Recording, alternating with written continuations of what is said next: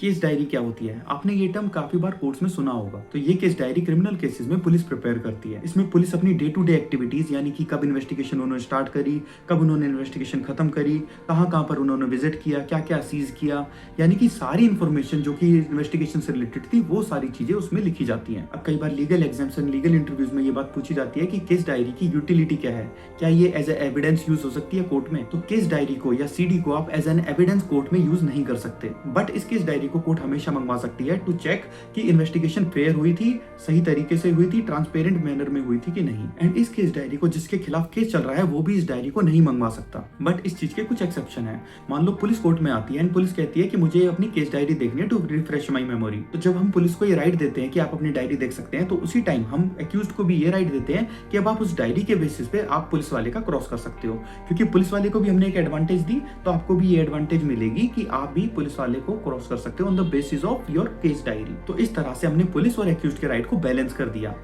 दूसरा एक्सेप्शन ये है कि अगर मान लो कोर्ट उस डायरी को रेफर करती है एंड उस डायरी में कोर्ट को कुछ ऐसा दिखता है जो कि अनफेयर है एंड कोर्ट उस चीज को देखकर पुलिस को कॉन्ट्राडिक्ट करती है, यानी कि पुलिस की स्टेटमेंट में कोई डिस्क्रिपेंसी निकालती है, तो उस केस में भी एक्यूज्ड के पास ये राइट आ जाता है कि वो उस केस डायरी को देखकर पुलिस वालों का क्रॉस कर सकते हैं।